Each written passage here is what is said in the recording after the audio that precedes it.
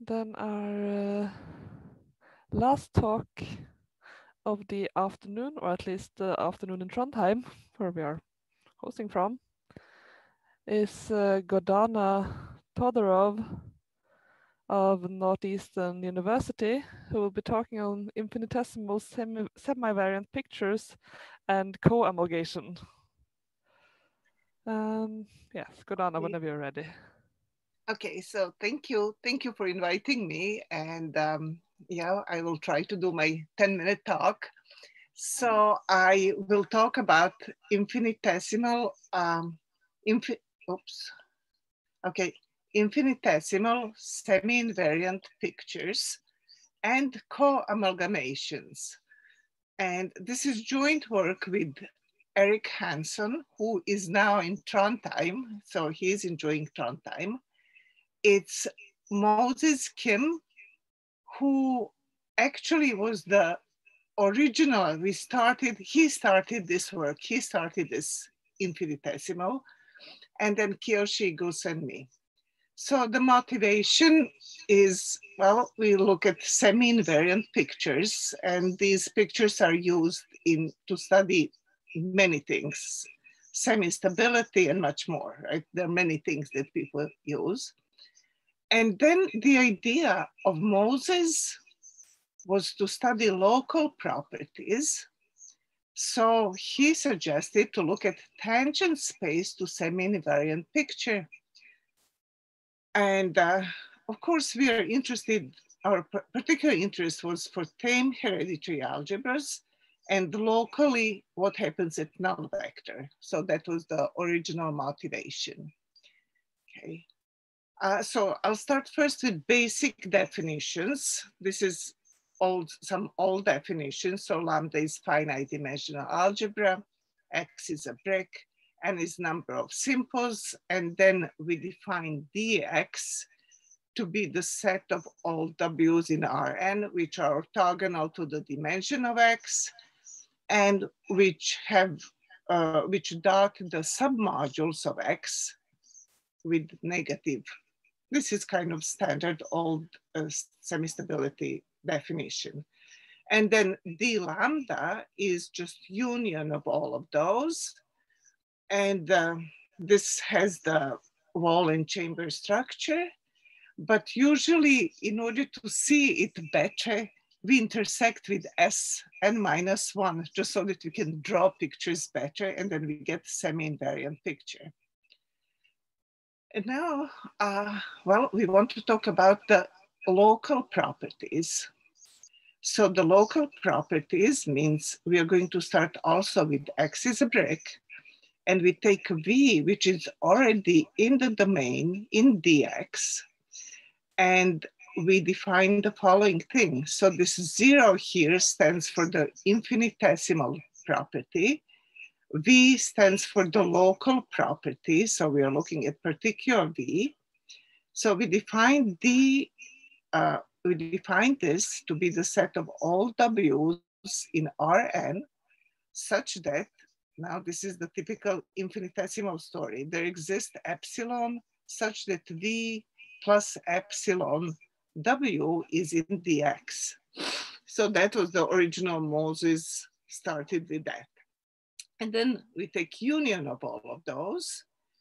And then again, in order to see a picture, we intersected Sn-1. But this has also a wall and chamber structure.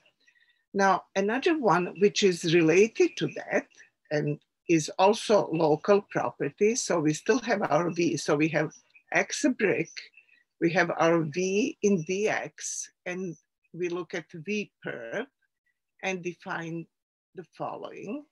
We define W all in V perp such that W dots dim X to 0. And now we don't say all W dots, we look at submodules, and only submodules where V dots submodule to 0, and then we insist that W dots this into negative.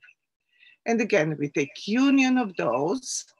So here we have two wall and chamber structures. There is this one, which is infinitesimal definition with little epsilons.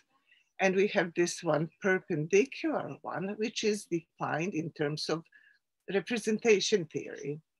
And then the first theorem that we have is that these two are the same or isomorphic as wall and chamber structures, which kind of helps because this here deals with epsilon, and this deals with our regular representation theoretic notion, so it's kind of easier to deal with this.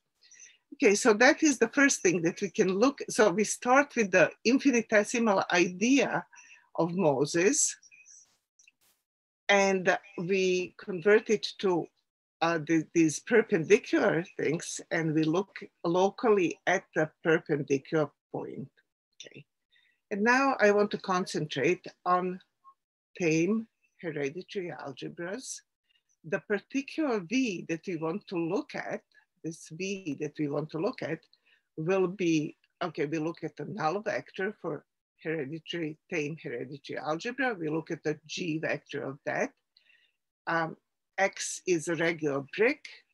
And now we define D regular for that, for X regular brick, right? We define D to be this D to V perp, where V is our vector, is the G vector of the null vector. So this is the same as this one, which was defined more generally.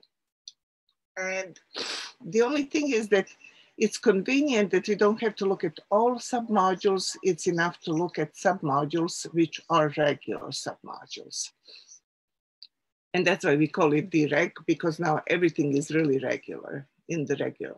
So with direg is again union of those, and we intersect with Sn minus 1. And this is our regular picture. And then we have the, I started at 45, right? Okay. Then we have a theorem which describes now this. So lambda is tame hereditary, and we look at this wall and chamber structure, regular wall and chamber structure. And the theorem says that this can be described as co-amalgamation of the regular wall and chamber structures of certain Nakayama algebras. And this is exactly where Eric came. So that was Eric's idea, to look at these co-amalgamations. So Eric, who is now in Trondheim, can talk more about co-amalgamations. So let me now say what is co-amalgamation, okay? So as I said, it will be Nakayama algebras associated to the tame hereditary algebra. There'll be self-injective Nakayama algebras. And here is just an illustration. So here I have N1 is little Nakayama algebra. And then if you take stability conditions, you get your DS1 is like that. You get the DS2 is like that. You get a line here, which corresponds to D of 2, 1 module. And you get another half line here, which corresponds to the other 1, 2 module. Then, so here we have stability picture, then we cross it with K, and then we get a space like that. We get hyperplanes like that. And then of course we always intersect everything with Sn so that we can draw it better. So we intersect here with S2. And when we intersect with S2, you get this circle here, which is this one here. You get the other circle, which is this one. Then you have here half circle, which is this purple here. And you get the other half circle, which is this purple here. Okay. Now it is supposed to be co-amalgamation of several Nakayama algebras. Okay, so here's my second Nakayama algebra and similar picture for the second Nakayama algebra. And now co-amalgamation is, okay, I take this picture and I move it and I put it right here on that circle. Oops, it's supposed to stop here. Okay, and that's what you get, okay? And here is the precise definition. So there is a precise definition. It doesn't look just like drawing this picture. And here's somewhat better picture of that, okay?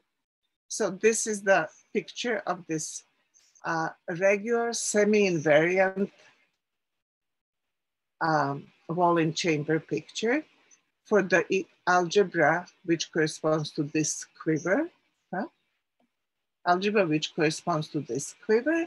Now this quiver has one regular tube, has another regular tube, and if I draw the semi-stability, this stability, the regulars for 4, then it's here.